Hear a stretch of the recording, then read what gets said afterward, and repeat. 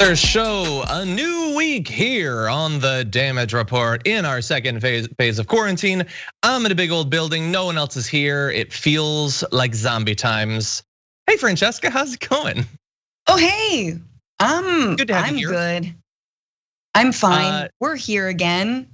Maybe we're just a figment of people's imagination. We don't really know at this point.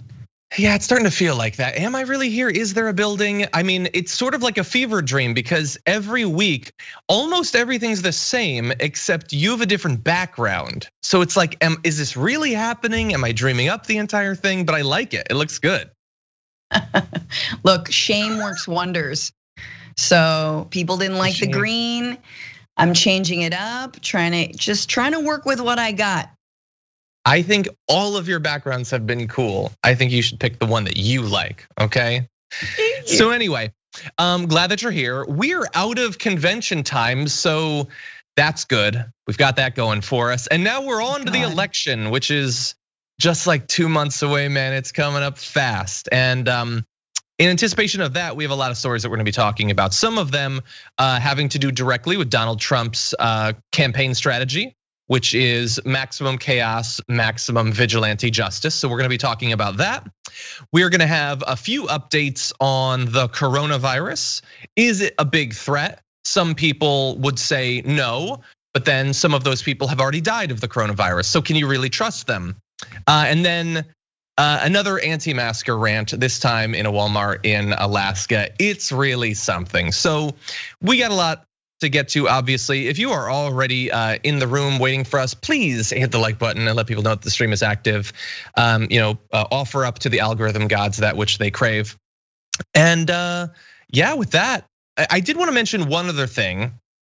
If this can be mentioned, Francesca, I'm not sure, but you talked about the relaunch of something before the show. Is that something people can know about? Oh, you're the best, John Idarola. Yeah, news broke. My show on AJ Plus is coming back September 13th, and every Sunday until hopefully we end fascism. But there are only 10 episodes, so guys, we gotta make it happen by November. But yeah, so make sure to check that out on AJ Plus September 13th when it drops. That's awesome. So all you really have to do is with each one of your episodes, you have to take out 10% of the fascism in America. So it's not too much, you're pacing yourself, really. One click at a time, Exactly, exactly. Hopefully some recommended videos pop into the Alex Jones. Or is he still on whatever platform he's on? You know what I'm saying? Hopefully I'm in a recommended video, which is all you need to get white America back on track. There you go. We're in a recommended video. I can only speak for at best 10% of white America, but maybe that's enough. Okay, and with that, why don't we jump into the news? Lots to talk about, obviously. Really unfortunate news coming over the weekend. It's one of those things that just you find out on Twitter and there was no way you could have seen it coming, but actor Chadwick Boseman passed away. He was 43, I believe, young, and apparently had been battling colon cancer for about 4 years. Basically, no one knew about it. He was incredibly private about those sorts of things. And it comes as such of a surprise because he has been so incredibly prolific over those years, coming out with so many movies. I mean, not only obviously Black Panther, which a lot of people know him for, and I'm sure that we're gonna talk about here, but playing James Brown and Jackie Robinson and Thurgood Marshall, and just seemingly spending every single minute like churning out these roles that are so amazing. And I've been going back, after he passed and watching some of the movies I hadn't seen. And it's just so devastating. Someone taken away so young that meant so much, not just in America, but across the world. And the more I see more of his works outside of the MCU, the more I think he would have been among the best actors of his generation if he hadn't been taken so tragically young. So we just wanted to talk just a little bit about this. Francesca, how did you react when you first saw the news? It was like turning the knife of an already horrible week, right? A week ago is when Jacob Blake was shot.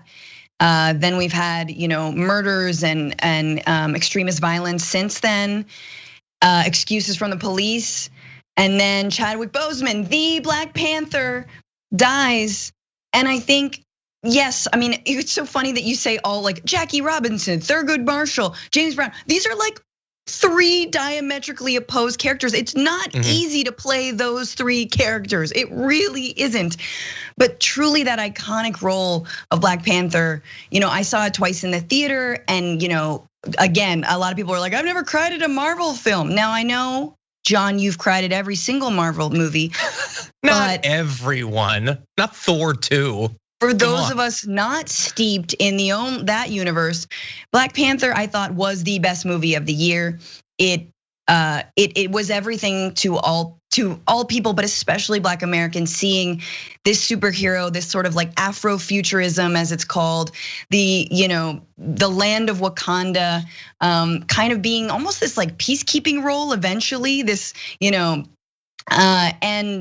And I think that really meant a lot to people. And just look at all the young kids dressed up as Black Panther, who, every time I see those videos of them doing Wakanda Forever, a little piece of me is, just melts off and goes away. Yeah. But so yeah, it was hard. I mean, this is the sort of moment we're in. It's like we're down, and we keep wondering if how much worse it can get. And then an awesome actor who, by the way, just interpersonally, you watch his interviews, incredibly humble, incredibly thoughtful.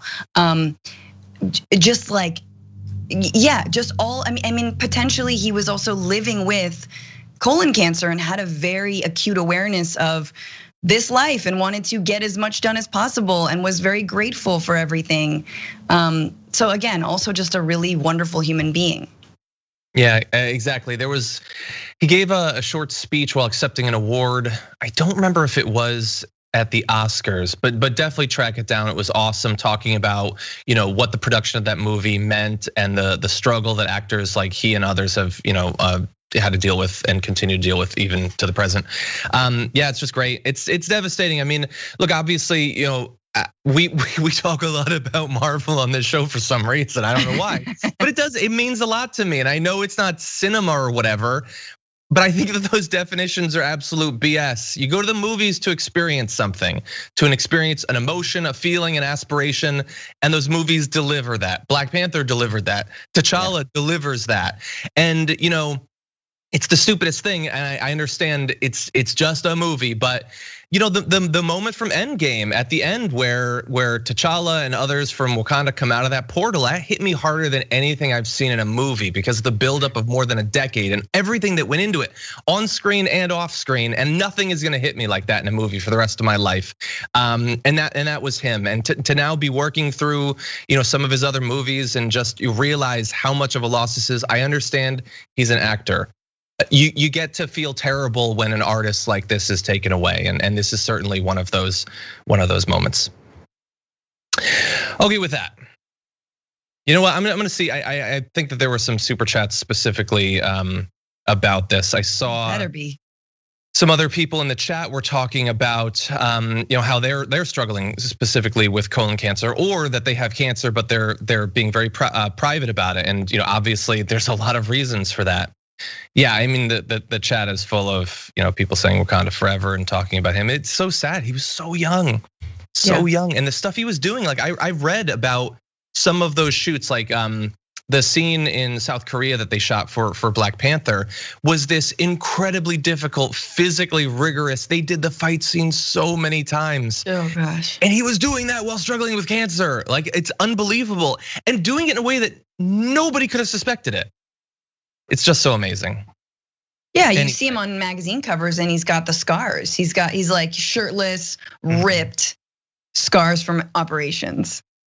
Yeah. I mean, the guy was a real life superhero, clearly. And I just want to say, I get why he kept the cancer private. I think it is such an emotional roller coaster for people who are struggling with cancer, who have loved ones struggling with cancer and battling cancer, because it changes one day to the next, 1 month to the next, and you don't want to get your hopes up too high. You don't want to be too low. You want to keep, be optimistic. It is a struggle. F cancer forever and ever and ever and ever and ever. We need to talk about a relatively new show called the Republic, or UNFTR. As a Young Turks fan, you already know that the government, the media, and corporations are constantly peddling lies that serve the interests of the rich and powerful. But now there's a podcast dedicated to unraveling those lies, debunking the conventional wisdom. In each episode of On the Republic, or UNFTR, the host delves into a different historical episode or topic that's generally misunderstood or purposely obfuscated by the so-called powers that be, featuring in-depth research, razor-sharp commentary, and just the right amount of vulgarity. The UNFTR podcast takes a sledgehammer to what you thought you knew about some of the nation's most sacred historical cows. But don't just take my word for it. The New York Times described UNFTR as consistently compelling and educational, aiming to challenge conventional wisdom and upend the historical narratives that were taught in school.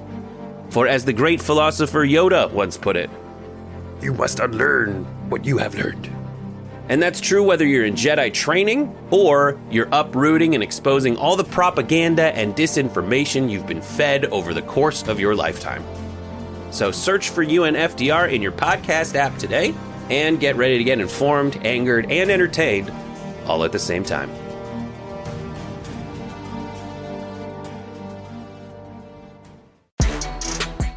Over the past few days, Donald Trump has doubled down, tripled down, quadrupled down on trying to provoke as much violence as possible in cities across America because he thinks it's in his political interest to do so. So very simple opportunity was given him over the weekend to condemn Kyle Rittenhouse, who murdered multiple people in Kenosha. Here's how he responded to that. If you could comment about the other shooting that took place in that community. Yeah, I see. You mentioned the National Guard going in, law enforcement, but this was a young man, 17-year-old, who's facing murder charges for having shot 2 people. Yeah. There's some folks who've said conservatives are holding up this young man as, having done so within his rights to sort of self-protect. And I'm wondering if you've read much about this case, if you have concerns about ordinary residents with guns in situations like this and what dangers that might present. Well, that's under investigation right now, and they'll be reporting back to me over the next 24 hours, 48 hours maybe max, and we'll have a comment about it. But that is right now we're looking at it very, very carefully. Yeah, he's looking at it really carefully. So in the past, this is just a part of being Donald Trump. When there's this big event like this, you don't just shoot off the hip with an impression. You wait 2 or 3 or 5 days before saying something. That's Francesca. That's what he always does in cases like this, right? Measured response. Don't jump to conclusions. First let's get all the facts in and then we'll figure out how to spin it. It is so clear that they have not figured out how to spin it, that they are actively saying this guy is and could be our hero. And we know that Ann Coulter is saying that he should be our next president. Mm-hmm. Let's not piss Ann Coulter off, shall we? Right? We've done that before. Now we're still scared of these, grifter pundits. And what they're gonna say about us, not leaning into the white supremacy enough. It's disgusting. It's absolutely disgusting. And that on the right message boards or the wrong message boards, if you will, that's a win. That's a win in the white supremacist book, right? Yeah. If the president doesn't condemn you, that is a win. Now, notice how the journalist was so, just the kid gloves that he asked the question with, right? It was incredible because he was like, don't you think that Americans with, sort of running around with guns, wouldn't that be dangerous? He didn't mention that Kyle Rittenhouse was in a Trump rally. He didn't mention anything about Trump's previous statements about white nationalism and good people on both sides. He didn't go into that question with any kind of accusation. Just completely laid out the red carpet to be like, sir, can you express basic empathy right now? Yeah. No. And he could not. He's waiting to find out the details. It was 4 days ago before that, 3 days before that. He's got to wait and find out.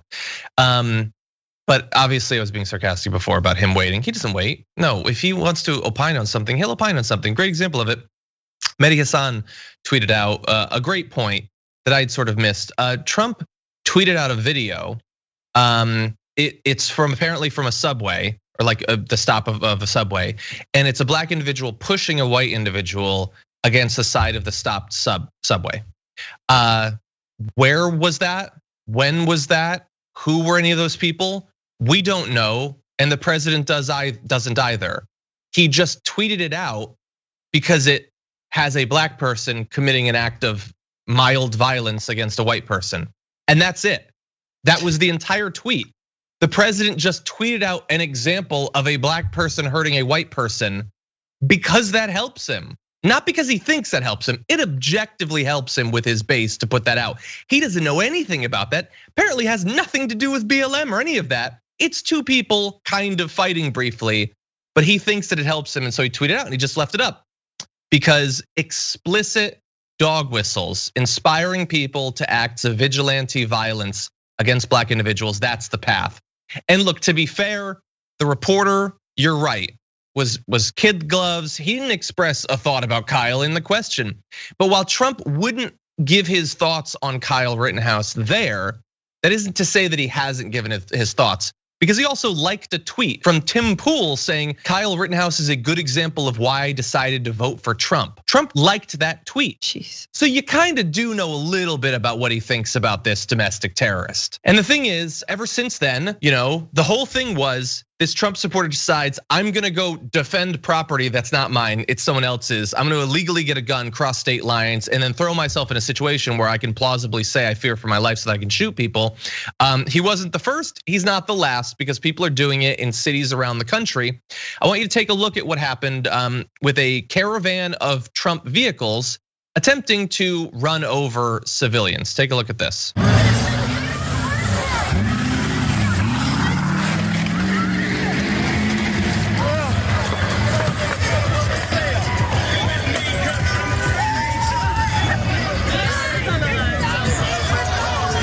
So that's in Portland, and a whole bunch of trucks with Trump flags and things like that tried to run over some civilians who were crossing the street. The civilians had the right of way. You could see the white sign there. And you'll notice also, if you slow that down, that none of those trucks had license plates on, which I would argue proves that they did not want to be identified after doing things that were illegal. So they try to run people down. They are macing people as they drive by. Now, those people to me look like attempted murderers using ISIS-like tactics to kill protesters they disagree with. Yes. The president had a different opinion because when the news initially broke that a whole bunch of cars were headed to Portland to show support for him, he called them great patriots and lavished praise on them as the violence continued. Because of course he is. He wants his supporters to grab guns or cars and start brutalizing and killing people. He couldn't be more obvious about it. And that's what he's doing because he thinks it's going to help him in the election. He thinks it's going to make people scared of Biden being president because, hey, look how the country is right now when Biden's not even president. Because he knows the way that white supremacy and racism impact everything we do in this country and the media especially. Because he knows that if one of those guys in a truck is hurt, and one of them in Portland may have been killed. There was the man in Portland, and he might have been a right winger. That the narrative is going to be suddenly about dangerous BLM activists. That all you have to do is provoke people who are demonstrating and who are outraged about police violence. Just provoke them with federal troops. Provoke them with your extremist thugs. And if any amount of violence comes the other way, then you've justified it completely. Then all the white fear that you've been stoking, that all of the ways that your own presidency is a complete and utter failure, it doesn't matter anymore because you can point to the brown radicals, right? The out of control black people, and you can win an election on that. So this is the whole thing. These trucks don't have license plates. I'm sorry, how many stops have we seen that have ended in murder? Police stops that have ended in murder that started with a broken tail light. Someone not having a front license plate or a back license plate, an expired driver's license, all of these things. I mean, this is white supremacy on parade, right? And it is so painful and it is so disgusting to have to see it. But we have to be clear-eyed about exactly what he's doing. It's not that he wants, these nut jobs in the streets. It's that he knows if he can provoke activists from the other side, then he wins, right? Mm-hmm. Yeah, and it's so sick that if there's violence against Trump supporters, he feels like that makes him look better. if his supporters kill people, he feels like that makes him look better. Should it be the case that in a democracy, a president thinks he does and possibly does do better the more murder there is in the streets? Is that what the case should be in a democracy? Well, this is the thing, is that but he's blaming all of that on Biden, which is the ultimate gaslight of gaslights. Biden's not the president. Right? I know, it doesn't make any sense that Biden, who is not the president, is responsible for violence in Donald Trump's America. He's been president for multiple years. And so, look, I just want to, because I've said that he's being very explicit about wanting this stuff. So it's all he's been talking about recently, tweeting, the only way you will stop the violence in the high crime Democrat run cities is through strength. He said that after Kyle Rittenhouse murdered multiple people. He liked that one so much, by the way, that he retweeted it later on. He was really a fan of that tweet that he sent out. He tweeted, he retweets a lot of his own tweets, it turns out. Portland is a mess, and it has been for many years. If this joke of a mayor doesn't clean it up, we will go in and do it for them. If I didn't insist on having the National Guard activate and go into Kenosha, Wisconsin, there would be no Kenosha right now. Also, there would have been great death and injury. So Kenosha wouldn't exist as a place if Trump wasn't sending in the National Guard. You'll notice, of course, I put it on the map. Exactly. What violence has there been in Kenosha? Jacob Blake was shot 7 times in the back. There were a couple days of protests where nobody died, and then a Trump supporter murdered some people. Yeah. So it kind of seems like maybe it's not Trump that's actually tamping down the violence. It seems like Trump supporters are the ones that are doing all of the violence there, of course. And like, I know, look, corporations are people, but buildings are not people. So if they are set on fire and burn, once again, not a person. I know that's hard for we Americans to sort of get in our heads here. This presidency, though, it's a lot of like, I don't know if you guys had older brothers. John, do you have an older brother? Do you have an older brother? I do have an older brother. So do you remember the whole like, why are you hitting yourself thing? Yes. This campaign is the why are you hitting yourself of presidential campaigns. Your brother or a bully grabs your arm and just starts hitting you with your own hand. And like, why are you hitting yourself? Why are you hitting yourself? You're hitting me. This is your America. This is your doing. So this absolutely is the tactic once again to instigate and instigate and instigate. The BLM protesters are not instigators. Trump is the instigator. Kyle Rittenhouse, I mean, not that, like, if him murdering people isn't going to, while they're trying to apprehend a murderer, isn't going to convince people, the fact that there's a video of him running up behind a woman and punching her in the back of the head multiple times, I don't know why that would work to get people to realize that he's not some sort of hero. But yeah, some church raised $250,000 for his legal defense.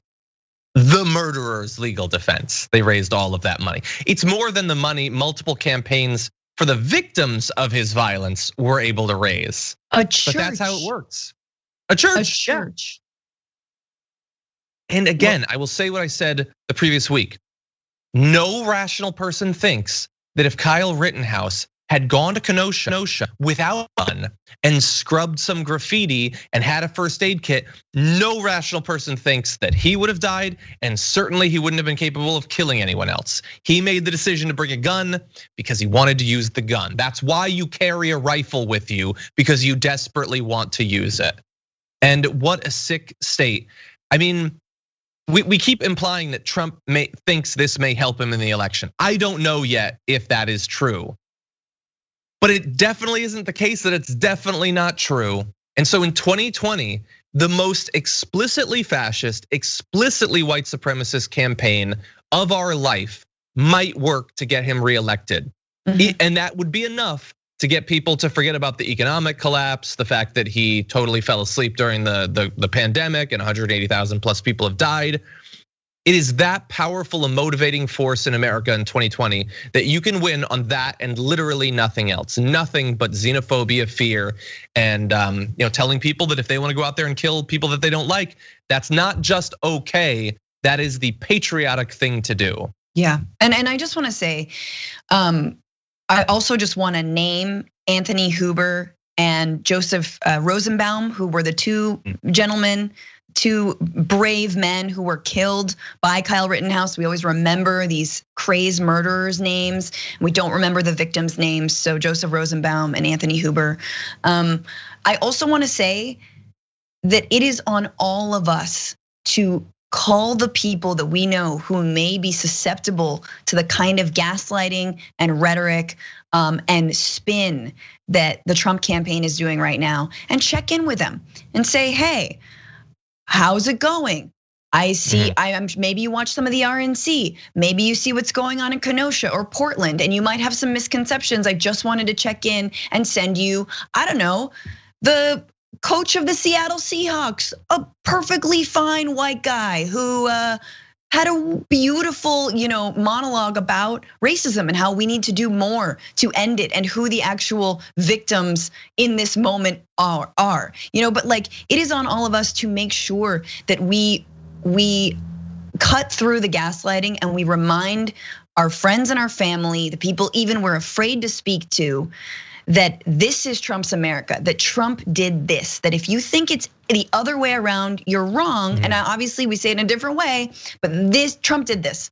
Democrats should be repeating it every single day. We should be repeating it, progressives, leftists should be repeating it to our friends and family, to our social circles. Trump did this, Trump did this, Trump did this. There's no discussion, Trump did this. This is his America. And if you think that it gets better because we give more money and more weaponry to the police, we have more emboldened federal troops, some special unit off of Customs and Border Patrol that are in Portland for some reason, pretty far from the border, right? Like, if you think that it gets better with more quote unquote law and order, you're wrong. We need de-escalation. We understand that. So again, just reach out to your people. Whatever you have to do, reach out to your people, the people that you don't really want to reach out to. But it is on us because Democrats are not doing a great job of leading this charge. Yeah, and you're gonna have a great opportunity soon because Trump is going to Kenosha tomorrow. And just imagine what he is going to say and do there. Imagine the violence in its wake. And the thing is, like, if he goes out there and tells them to shoot people in the streets, it's gonna get covered on Fox. Totally normal. The worst violence that can happen in America is against a building. That's what we're gonna hear on Tucker Carlson. Murder's fine, maybe it's heroic. Republican Steve Scalise shared a doctored video of Medicare for All activist Adi Barkan. I wanna show you just the last few seconds. This is reality according to Steve Scalise. Fundamentally transform the country. We ain't about waiting until the next election. We about to go get that motherfucker. Do we agree that we can redirect some of the funding for police? Yes, absolutely.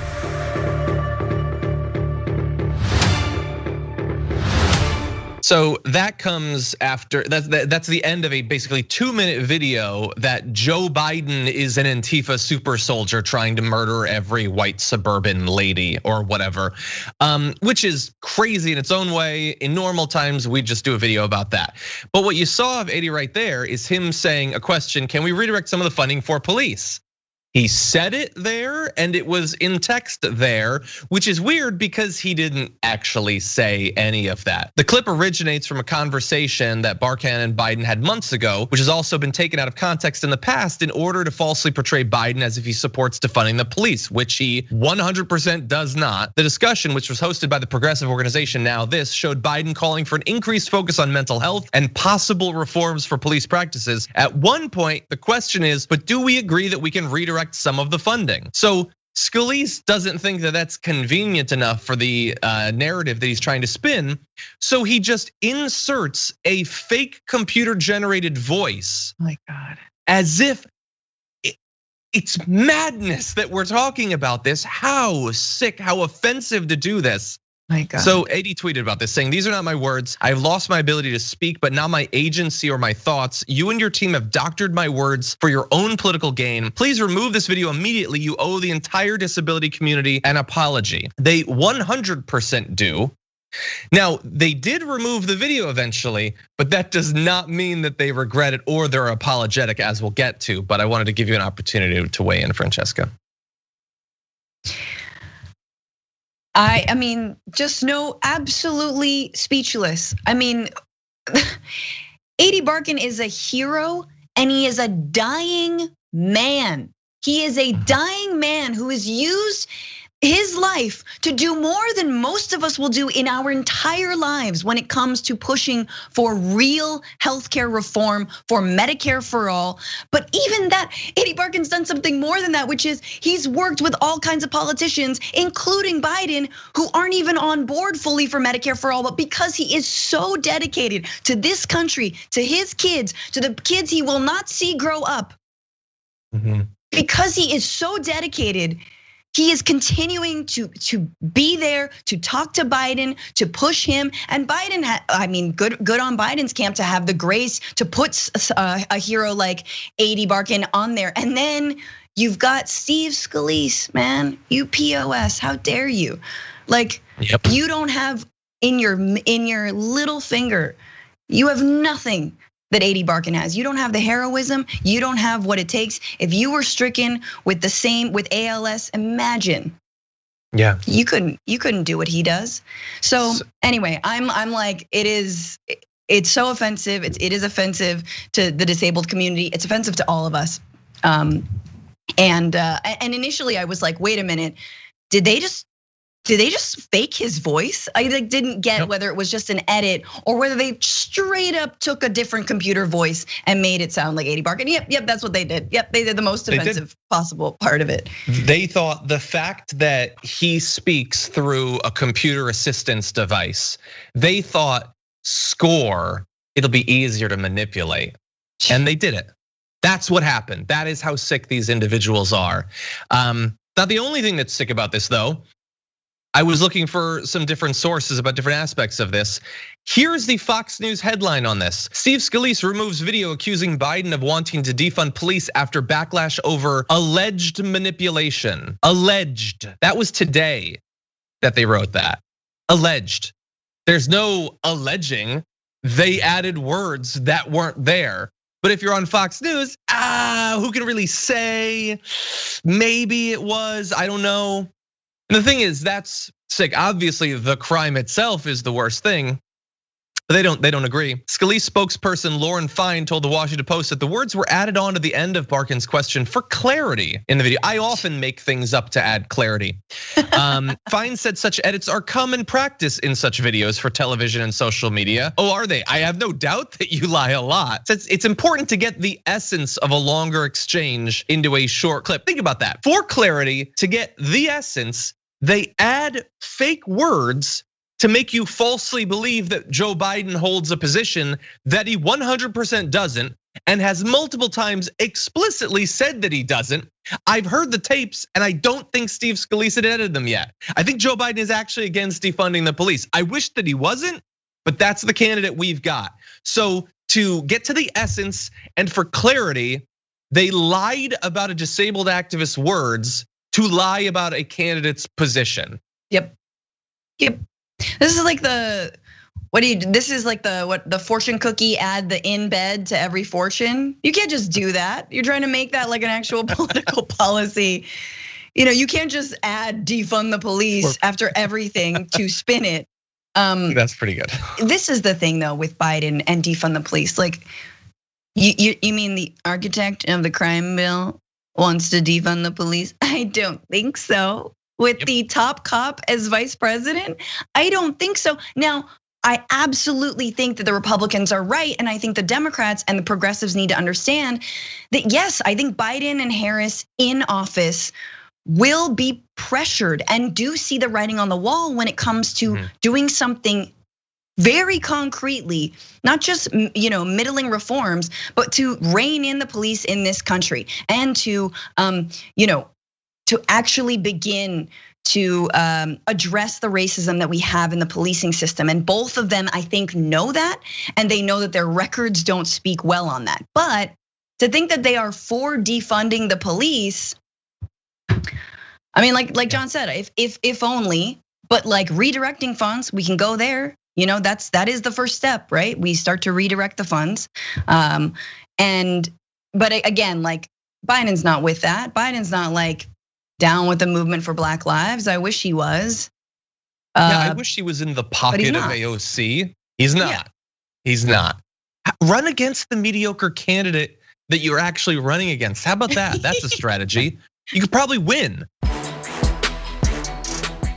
So for months now, I think possibly more than any other show on TV or the internet, I have probably obnoxiously focused on Donald Trump's ever-present desire to go herd. We have talked about it so many times. And there was a reason.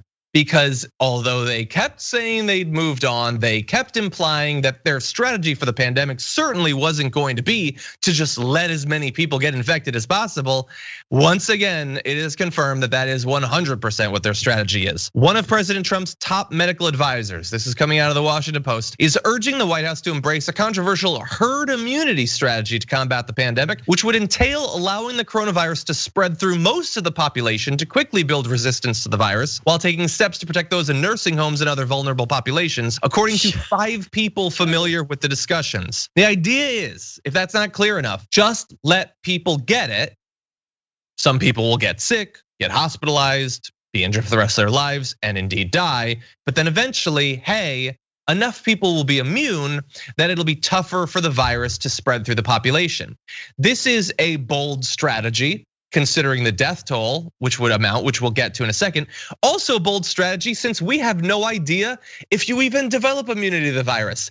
It seems like the sort of thing that you'd want to be sure about that before saying we should do that. But that hasn't stopped these people.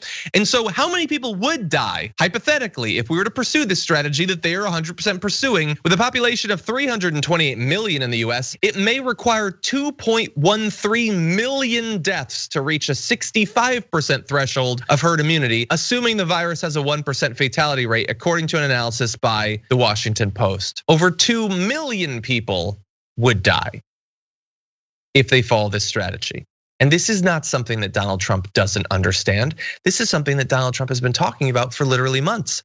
He did a town hall back on May 4th. Here's a quote from it. Well, it's too soon to say that really, I guess, because we're still in the middle of something, but certainly we would have lost a lot more people, Brett. If we would have gone, as an example, you call it herd. If we would have done herd, in other words, everything is wonderful, let's just keep going. Question, herd immunity, the president. We would have lost 2.5 million people, I think, or 1.5 million, or 2 million people. That was May 4th, when we had already found out that he kept bringing up going herd multiple times, and Dr. Fauci had to tell him, you can't let millions of people die. That was months ago. And so they have elevated this new guy, which we're gonna talk more about, who is just pushing all the time to do this. And apparently, according to the Washington Post, the administration has already begun to implement some policies along these lines, according to current and former officials, as well as experts, particularly with regard to testing, which they have tried to limit as much as possible. I need to puke, so just. That might be a symptom. I might be getting sick, or I might just be watching what is happening. I mean, first of all, even if this was your strategy, show me how you're protecting nursing homes. You SOB, you're not protecting nursing homes. You don't care. All right, and this needs to be another thing that we need to, when we talk to potential Trump voters, when we actually are making this case, look, these are his voters. He's losing seniors in Florida, man. Do you realize what that means? Like, he doesn't care. He doesn't care about the elderly, and he's left them out to dry. So yeah, oh yeah, what are you doing to protect seniors? You're not protecting seniors at all. We know you're not protecting nursing homes. But also, this is all just an excuse for his giant failure. This is a plan F or Z or wherever we're going, right? Like, this is a plan because you can't admit that in the richest country in the world, you cannot implement basic contact tracing, quarantine, isolation, and mass testing. You can admit that you have politicized the CDC and Health and Human Services and your own administration to the point where anyone with the expertise and the knowledge for how to do those things has been completely cut off from decision making. You are admitting that you're so pig-headed that you won't accept the assistance or help or advice from any other country because you're the greatest country on earth. No, so again, it is a plan die, and again, 2 point however million people, we're just gonna go along with this. What, like, again, I need to go, I feel sick. Yeah, we're all gonna be sick. I mean, okay, I try to be fair, so let's be fair. This strategy obviously looks bad, but let's at least briefly run down the differences between this strategy and doing absolutely nothing and letting it rampage through the country. There, we just did. It's nothing. It's just nothing. What is he doing? What? And like, if you're a Trump fan and you're in the audience right now, what is the national contact tracing plan? What is the national plan, as Francesca alluded to protect people in these nursing homes? What are they doing? What resources have gone out? What directives do they have? Nothing. What are they doing in any way? Anything to have to do with this for the last 3 months, at least, maybe 4? What have they done? Trump resumed his press conferences. Did we learn a single fact about the recovery throughout all of those? He announced that you could use the convalescent plasma, or as he says, plasma, which the doctors say there's no good evidence yet that it actually helps. At the very least, it's not bleach and it's not hydroxychloroquine, so it seems like it won't kill you. So maybe that's better than his previous things that he's added, but there's also no evidence it helps you, so I'm not really gonna give him all that much credit. The numbers have continued to spread and he doesn't care, and it is obvious why, because he's just gonna let it spread. The only inoculation they have done is to inoculate their fans against the horror of what is going on. And so a different way every week, they have told them this isn't something you have to worry about. And they've had 20 or 30 different things of that. And recently they had their thing that all the fake news sites are spreading, that the CDC says that only 6% of people actually died from COVID. It's not at all what they say. It's nothing like what it's being presented as. But hey, if it makes you feel warm and toasty and comfortable and doesn't mean that you have to open your eyes to the horror of more than 1,000 people continuing to die every single day, literally months after this pandemic hit, I get why that would be appealing to some weak-minded people. And you can see that spreading now. We're gonna talk about it a little bit more later. But just, I mean, how many times have we talked about the herd thing? They're just doing the herd thing. They're just doing the herd thing. And also in Phoenix, Arizona, there is a case of a man being reinfected with COVID. Yeah. And it sucks. Like, come on, you guys. This is the whole thing. QAnon is a shortcut for thinking, right? Like, conspiracy theories are shortcuts. The red hat is a shortcut for just a book. Just reading a little bit, just read an article, read your local newspaper, right? Like, what is actually happening is awful. We don't know. And so there are tons of unknowns, but we're moving in the opposite direction. We're moving towards not just herd immunity, but herd think when it comes to believing that this virus isn't real. And then you have things like someone being reinfected. And I get that that's scary.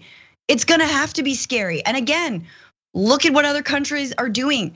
They don't know if people can get reinfected. They pretty much, it's still a mystery. We don't have a vaccine. There is no cure. Ergo, you've got to do everything else possible to minimize death and illness. So yeah, anyway, just to say, the science is not even, the science isn't there. Just the science is it's not there. Even if you were willing to accept 2 million people dying, there's a chance that people can get reinfected. So it's just not there. Yeah, exactly. And like, we shouldn't have, great work by the Washington Post putting this together, multiple officials saying that. And this guy is like the new Fauci for Trump, this Scott Atlas, which we're gonna talk more about. But we don't even need it. When Trump gave his speech and they packed 1,500 people with 3 masks and 2 inches between them, and they didn't test everyone, what did they say why was that okay? What was the excuses given by the White House? And Jim Acosta talked to a representative, and the representative said, everyone's gonna get it. That is just an admission that they can call it herd immunity. They don't even understand the concept. I mean, the concept isn't even likely to work in this case, and the cost would be horrific, but they don't even care. It's just, it seems like a nicer, more scientific way to say, it's whatever, man, it is what it is. That's what the strategy is. It is what it is. The herd strategy is not a threshold for limiting the transmission. It's what they think of our population as. The business leaders and the political leaders think there's a big dumb herd of sheep. Some of them will die, but not many of us. Maybe a Herman Cain on the edges, maybe one or two, but we're gonna be okay. And we think that this is gonna benefit the economy. They're wrong. It's not gonna help the economy, but they value that possibility more than potentially 2+ million lives. And hey, thanks to structural racism in this country, what do you know? Black and brown communities feeling it more than others. So not really the MAGA crowd. Go on with your lives. Enjoy your lives, ladies and gentlemen. The Black and brown communities are suffering the brunt of it. Great. Exactly. Like again, once again, we've talked about how this is very eugenics-like, and let's never forget that. Scott Atlas, he's the guy that this Washington Post article is really shedding a lot of light on, but he's, to some people, not a new name. He is to me, because I don't watch Fox News, but we're gonna tell you all that we found out about him. So he's a neuroradiologist from Stanford's Conservative Hoover Institute. By the way, not an expert on infectious disease. He's a doctor, which is why they're lifting him up, but not on infectious disease and its spread. So bear that in mind. It might be an explanation, by the way, as to why he's been so consistently wrong about this one. So he's advocated that the US should adopt the model that Sweden has used in response to the virus outbreak. He's argued both internally and in public that an increased case count will move the nation more quickly to herd immunity and won't lead to more deaths if the vulnerable are protected. That is dumb when he said it before it was tested. Every day it gets stupider.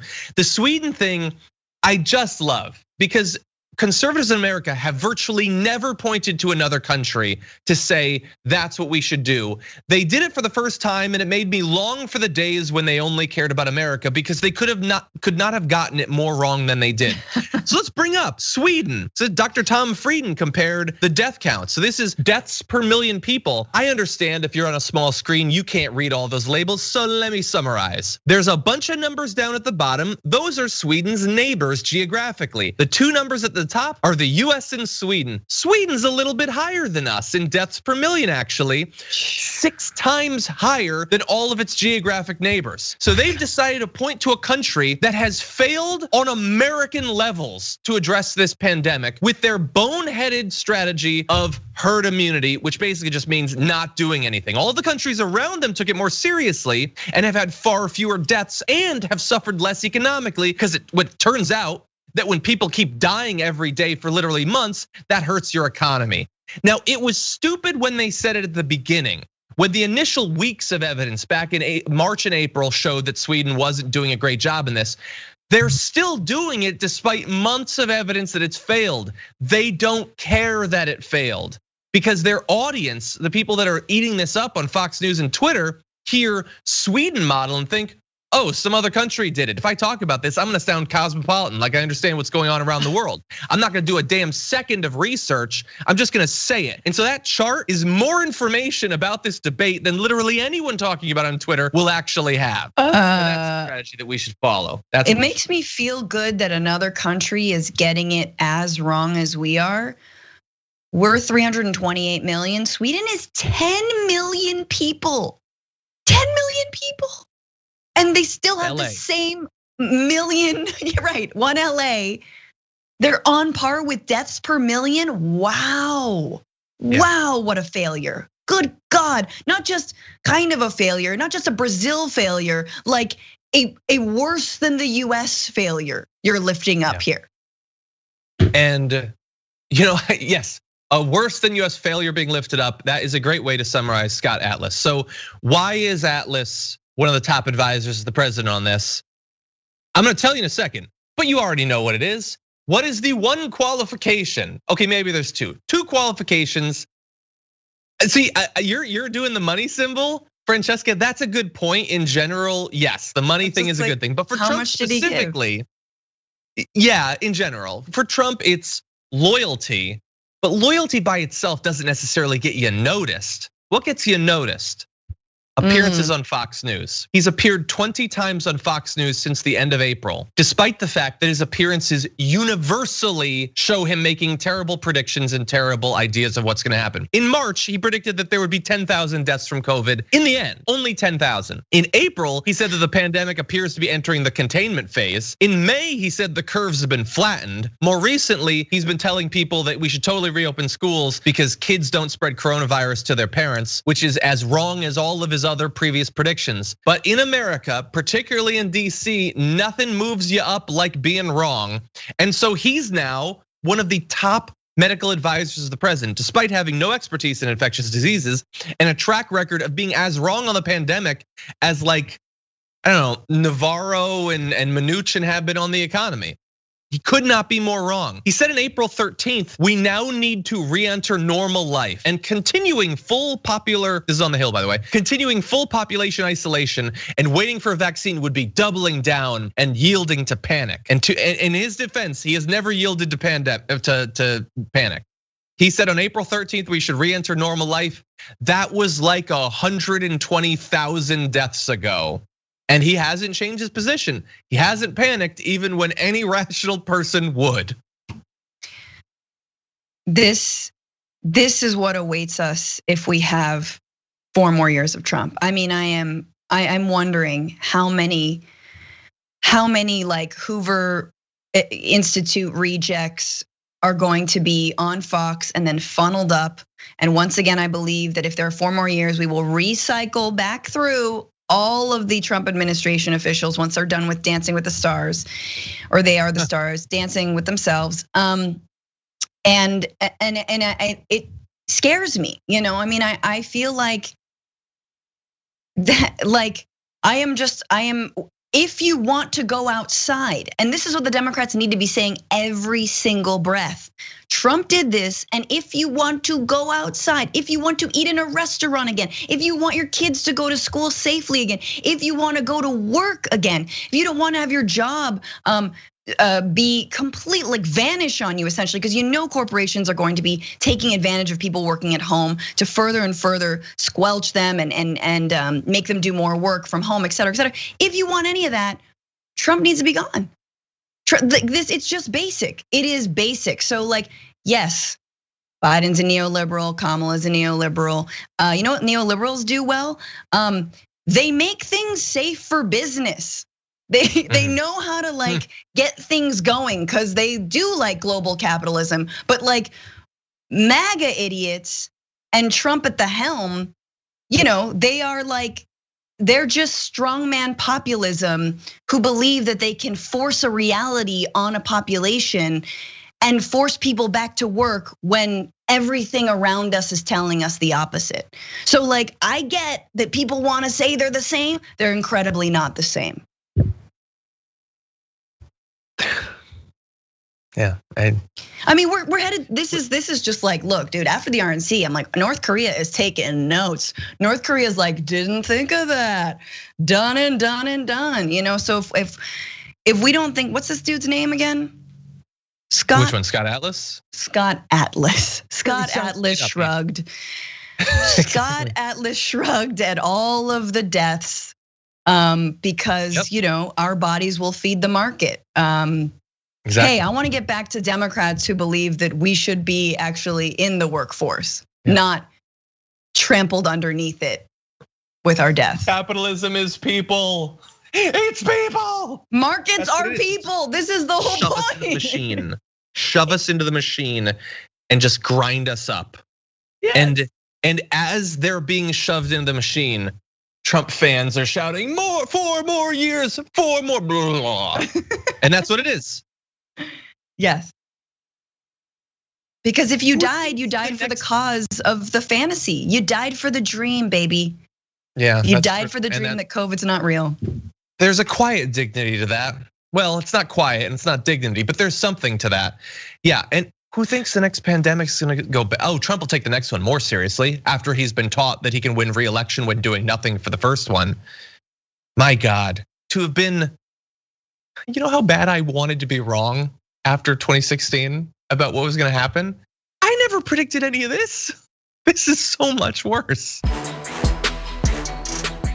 Recently, it's been going around that you don't got to worry about coronavirus, because did you know that only 6% of the people that have died from coronavirus didn't have literally anything else going wrong at the same time? Now that, if you don't want to believe the pandemic is real, is an excuse to write off the entire death count. And indeed, people have been doing that.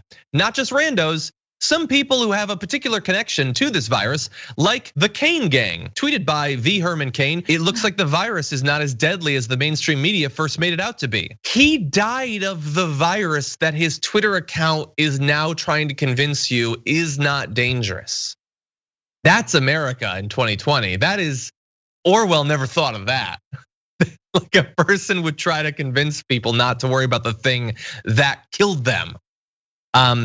This is like what's next? Are they gonna dig him up and then just try to like make his mouth move with strings, and like, or stuff him? Why don't you just stuff Herman Cain and tell him, make his mouth move and say all your facts, like actually coronavirus isn't real. Actually, I had so many other heart conditions. Like that's the level of respect that you're giving this man at this point, right? And look, Herman Cain was not a saint. I'm not saying that, but my God, have a little bit of respect for the dead. Yeah, and I get it. It's a Twitter account that already has some followers. It's hard to start over. But here's the thing. It's not that hard when you're a Trump supporter. Just like put up a photo of a 43-year-old blonde woman and reply to all of Trump's tweets. You'll have 300,000 followers in a matter of days. Honestly, there's a lot of people that's their whole thing. Is just, I'm one of the blonde women that tweets at Trump. I need to do that, dude. You should. Just, put on your Melania wig or whatever and just tweet at him and you will get so many followers for free. And so like dragging him out of the grave and through the mud to convince other people who haven't yet died of coronavirus that they shouldn't worry about it. I don't have the ability, the mental ability or the linguistic ability to truly analyze how sick that is and then to express it in words, I think. But it's something. I think that's one for the history books, if there are history books. That tweet, by the way, links to an article from conservative news site Western Journal, which a New York Times investigation found in 2019 was blacklisted from Apple News over doubts over its adherence to scientific norms. But beyond that, Western Journal is actually one of the sites that was originally the progenitor of the term fake news. They would just make up from a whole cloth articles that would sell online. That's them, and it's now being spread by Herman Cain. Or the account of Herman Cain. And anyway, just to the I guess the substance of what the CDC said. So there are comorbidities, things that contribute to death or that are true of you while you're dying.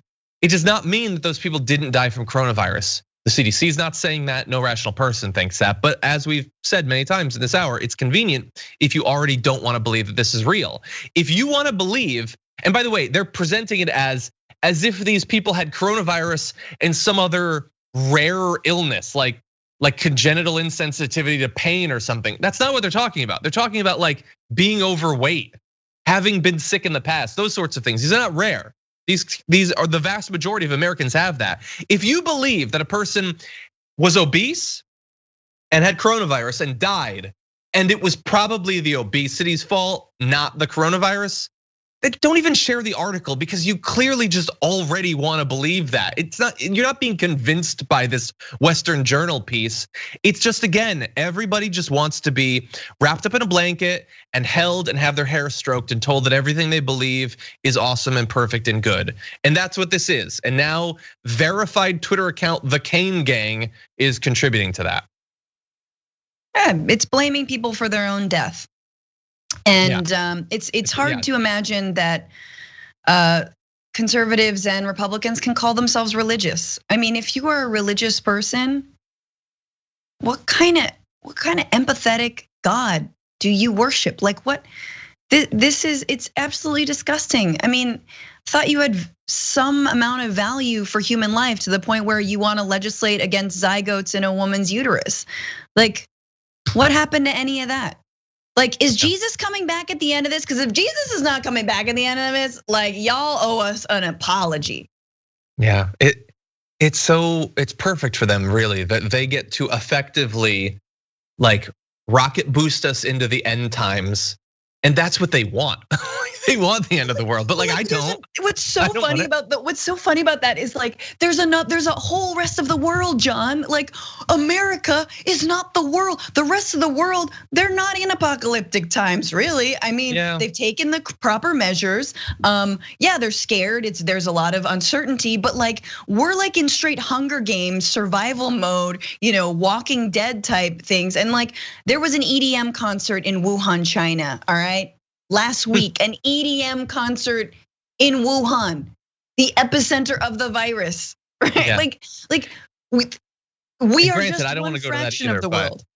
I'm not gonna go to that. I mean, mostly for the music, I'm not gonna go, but like, yeah, that's what I mean. Yeah, and it's feeling like The Handmaid's Tale. I don't mean substantively the Christian fascism or whatever. There's also that, but just that like we're if he's talking about S-word countries, we are. Like they're gonna, like France is gonna be okay next year. Like France will have French problems or whatever, but they're not gonna be shut down the same way as unless they allow us back in. The worst decision another country can make in the near future is to deal with us, honestly, because we will spread our virus. Both the literal and the metaphorical viruses that make up our country will be spread. An anti-mask rant at an Alaska Walmart has gone viral for reasons that will imminently become very clear. Take a look at this individual being asked to leave the Walmart because of his refusal to wear a mask and the way he chooses to express his frustration. Get back on your highway to hell and get out of a godly man's face. No, I will. By your very blind, ignorant, you don't have the ability to even come up with your own ideas. You exercising your right as a private company to take away my rights. Jesus Christ. You can refuse service. Are you refusing my service? Yes. Why don't you say we refuse your service? No. I choose to yell, and you cannot stop me. Bye. Please return to your service of Satan in your ignorant belief in your right. That's cool. Bye. Please, in the future, respect my rights. If no one else's, you will never my 6-foot space and then think I'm not going to tell you. I will tell you you're wrong. Oh, I know. Stop me? I know. Do you want to stop me? Don't touch her. Don't touch her. Bring that police. Bring that police. You will not. I will. I got you on video, so why don't you just go ahead and leave? I have the right to life, liberty, and the pursuit of happiness. My happiness is best served by standing in your face and say you're a fool and wrong. You have no authority over me. Quit spitting all over people. Huh? Quit spitting. And when you got in my face and threatened to hit me, you were this. Because you stepped in my man. Ain't nobody threatening me out of the store. You said you would. Turn you little mindless. You aren't even human. You're only an animal. Thank you. And thus passes the godly man. So there's more. You can go see. It's like 3 minutes long of him shouting and waving his arm. That's like a 65-year-old man, a godly man, who lost everything that he had on those people, swearing. Like, how many bleeps did we have to add to that? Of him trying and failing to intimidate that woman, like getting in her face, and she doesn't budge an inch against that guy. And unfortunately, in these dark times of the pandemic, the customer is always right wing, it turns out. They're always a crazy right winger. Man. He said one time, respect my rights and no one else's. He said, I have the right to life, liberty, and the pursuit of happiness, and my happiness is best served telling you you're wrong and stupid. Those people work at Walmart, so they definitely don't get paid enough to deal with that sort of individual. There's so many things to say about this video. One, quarantine will do a number on your brain, as evidenced by that gentleman and his orange sweatpants. It's hard out there. I know you need a new pair of sweatpants. and you didn't want to wear a mask and you've been listening to Rush Limbaugh indoors for too long. I get it. Your brain is mush. Great. Here's the thing about all of this. It should not be left to retail workers making a starting wage of $11 an hour to try to extricate, to get a customer who's being violent and abusive out of their store. It's not okay from a corporate perspective. It's not okay that Walmart is leaving their employees to do this, and it's not okay that the country and the state and Alaska are not having, an armed guard or a police officer to get someone out of the store if need be, if they're being violent like that. It's absolutely not okay, and I want to lift up the work of an organization called United for Respect. You can follow them, I believe, at For Respect, and they're working with Amazon workers and Walmart workers because they have a lot of stories. A lot of them are Walmart supercenters are no man's lands. They're insane. They are overcrowded. People don't respect sort of, the amount of social distancing. And we've seen these are once again corporations that are making hand over fist billions more dollars than they were before this pandemic started. And the employees are not getting any kind of hazard pay. That means no additional pay. There's a little bit of a bone that's thrown, like, oh, here's a little bit of a bonus, but it's not a boost in their salary, which is already incredibly low. So that's one. Two is the warped idea of your freedom, your life, liberty, and the pursuit of happiness, which is you mentioned, and that he said, my rights are greater than yours. Straight up pointing like my rights are more important in this moment than your rights. My right to yell, my right to spread a virus, my right to harm. No, man, that's not in the Constitution, actually. That is not part of this country and how it was founded, right? You don't just get the right to spread a virus and put people at risk because you don't want to wear a mask. Right? Because your individual rights are being harmed. And it's even more disgusting in the ways that we've seen that white people in this country, whenever they want to have a gun, whenever they want to go maskless, their rights are all constantly protected by police officers and by others in every kind of institution. Whereas if a black person has a gun, Philando Castile has a gun, license to carry, he gets shot dead, right? And so many other instances, black and brown Americans' rights, their individual rights are never respected. Yeah. And here he is yelling and spittling all over, what I believe to be a woman of color, who is again just standing down with the utmost bravery and grace. And it should never be that woman's job. And I truly am serious. I tweeted, I want to send her on a spa day. I want to give her something. I want to thank her because she truly deserves it. So I would like to know eventually her name and how people can just support her. If she wants to come on the show. Yeah, she wants to come on CDR, get over here or stay there. Jen Jeffries replied to one of those videos on Twitter saying, can we talk about the woman here having better de-escalation skills than any cop ever? 100%. So good. That said, if he made a lot of bad decisions there, if he had tried to go beyond intimidation to fighting her, I think that would have been a horrible decision on his part because she was not scared at all of this old man who thinks that because I'm angry and flailing my arms, I'm intimidating in some fashion. The only intimidating thing about him is his willingness to potentially spread a fatal illness to all those around him. And honestly, I know that there's thresholds for this, but in a pandemic that's still killing more than 1,000 people a day, like when he gets in your face and is spitting in your face and breathing on you, how is that not assault in some form? And they didn't touch him, they didn't hurt him. But I can't expect that most people would have that restraint to not do that, knowing how many people have died, how many people working at stores like Walmart have died. Man, they had more control than I think almost anyone could be expected to. Now, Walmart put out a statement saying, it's unfortunate that this individual chose to express their displeasure in such an inappropriate manner, but we're proud our associates displayed patience and professionalism as they navigated this challenging situation. Shut up. Part of the thing that makes it challenging is, maybe it's changed very recently, but in July, Walmart began stationing health ambassadors at the entrance to their stores to encourage, but not require customers to wear masks.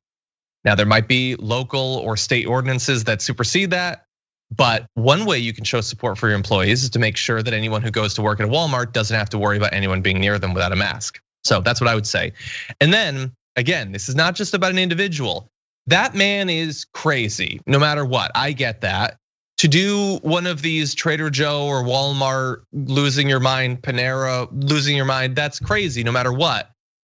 But it becomes a little bit easier to understand why they're crazy in this particular way when they are so often deceived into thinking that their belief about the level of danger posed by this pandemic is accurate. So that man thinks he should be able to walk through a Walmart without a mask today, maybe partially because like 3 or 4 days earlier, he had seen this and sees 1,500 people sitting next to each other in an alternate reality where the pandemic doesn't exist, where they don't have to get tested, they don't have to wear masks. If all of the rich, glitzy elites don't have to wear masks, why would I have to wear one in a Walmart? And that was, of course, the point of that gathering. Trump wanted to send the signal to everyone, the pandemic's done. We've moved past it. We're back in normal times, but we're not back in normal times. We're not. You still have to wear a mask in Walmart, outside of the White House, whatever. It was incredibly irresponsible, and it is encouraging people to act in the way that we saw in that Walmart. Absolutely. Someone get that dude a gaming console, man. You just something. Stay home. Use Instacart, bruh. Seriously, and there's obviously the racial component to it, as you pointed out. That woman, as well as others in that group of employees, were people of color, and of course, it was not missed that he shouted, "You're not even humans, you're animals." Maybe he just meant all of them, including the white people, but maybe not.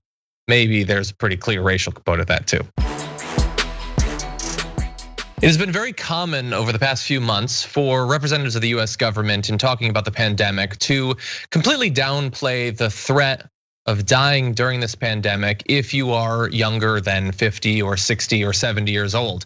But many people in the lower age categories have died. In particular, certain communities have been very hard hit. And of course, frontline healthcare workers have from the very beginning of this pandemic been one of those groups. And joining us now to break down some of his recent research and writing around this area, Alastair Gee, reporter for The Guardian, joining us now. How's it going? Thanks so much for having me, I'm good.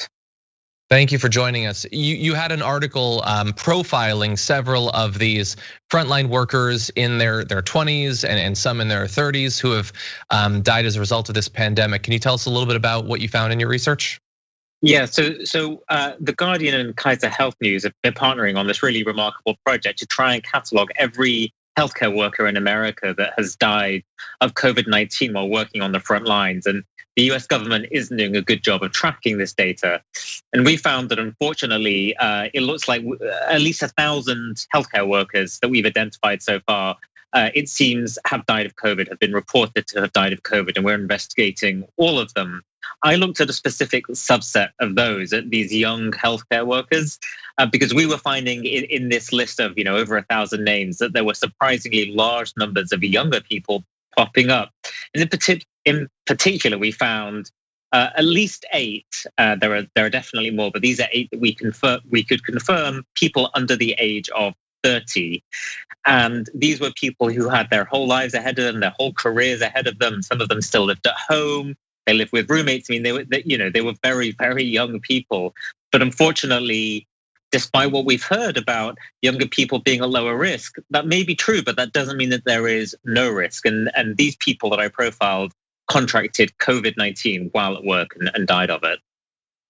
And I know that in some of these cases there might not be a great deal of information available, but is this simply a matter of, however low your chances are with enough people being exposed, some people are going to fit into that category? Are there cases where it seems like there was some other influence that led to this outcome?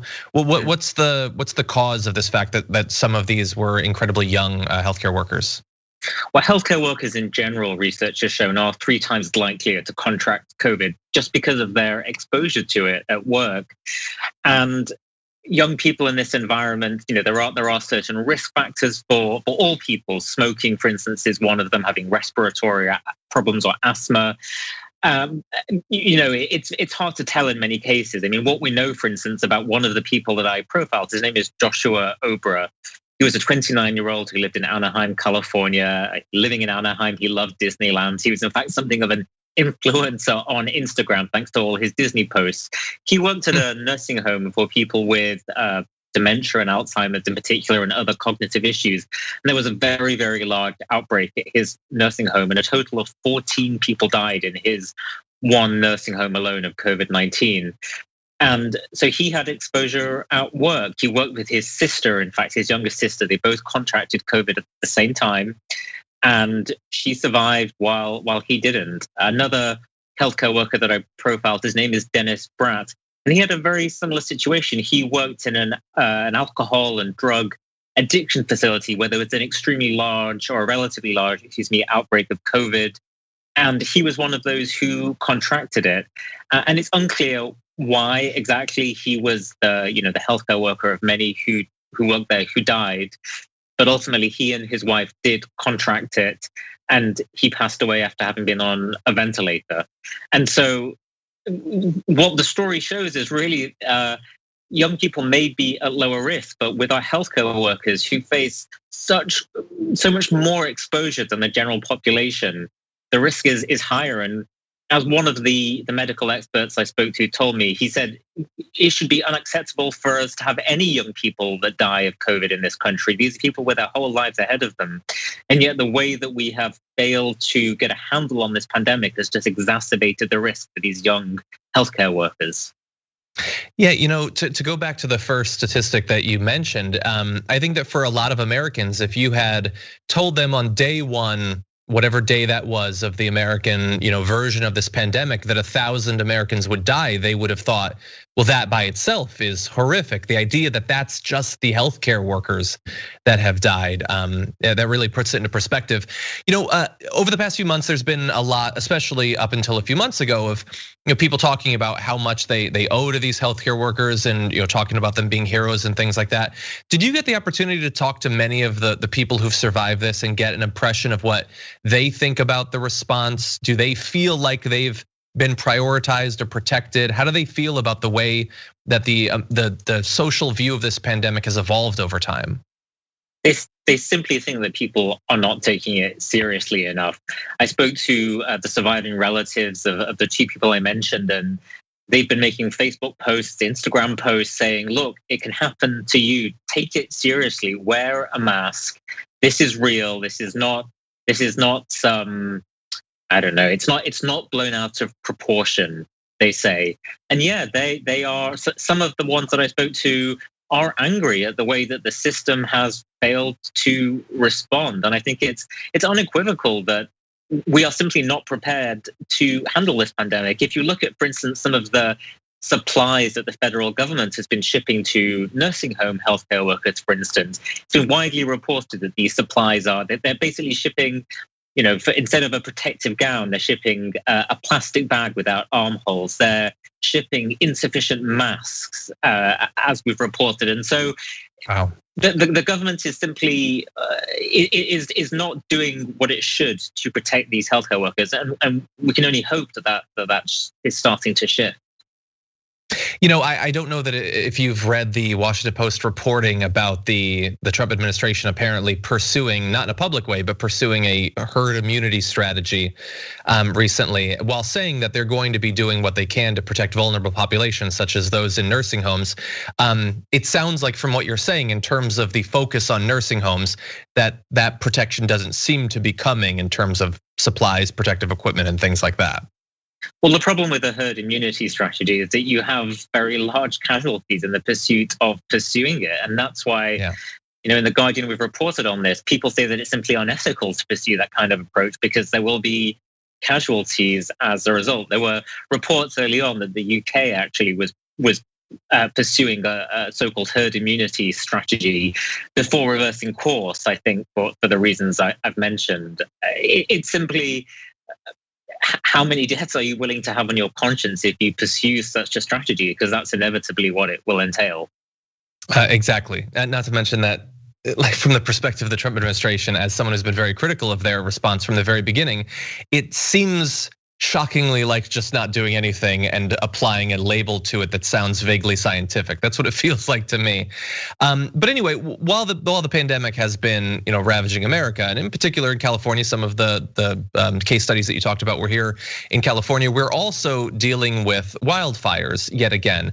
And I know that this is something that you've recently written about in the Guardian. You have a book as well that you've written about this. So far, the 2020 versions of the wildfires, how do they compare in quantity and severity to some of the past seasons we've had in California?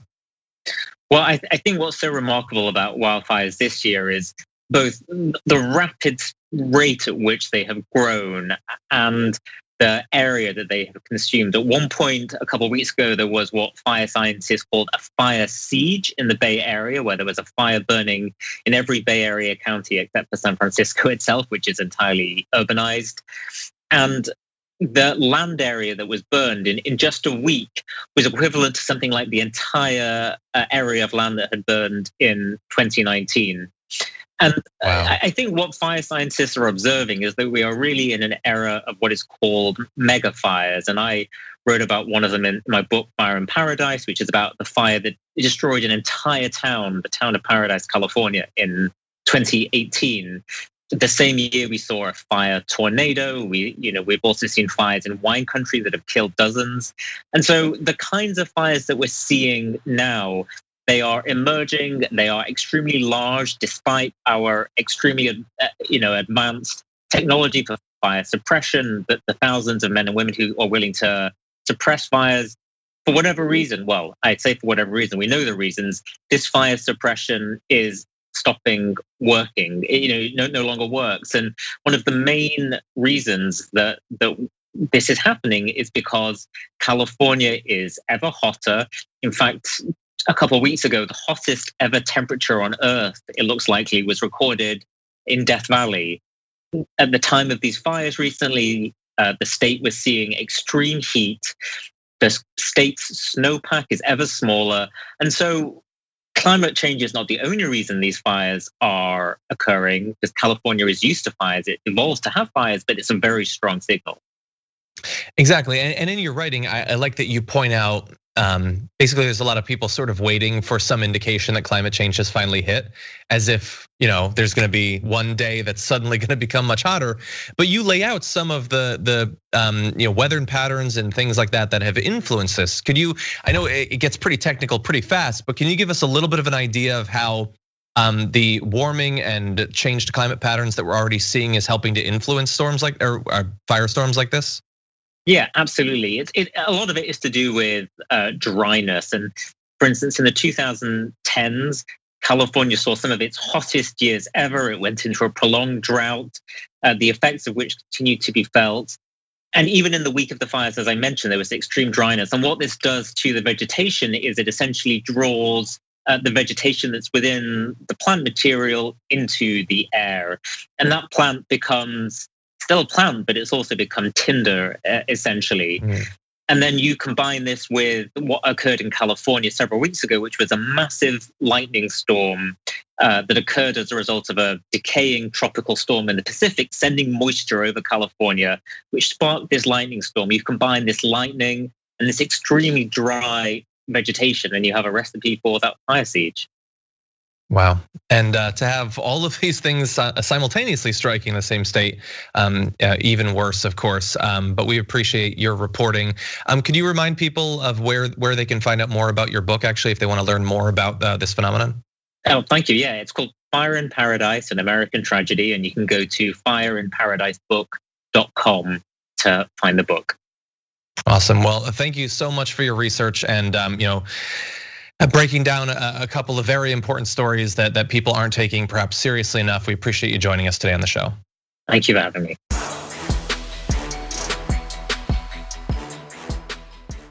Thanks for listening to the full episode of The Damage Report. Support our work, listen ad-free, access members-only bonus content, and more by subscribing to Apple Podcasts at apple.co/TYT. I'm your host, John Adarola. I'll see you soon.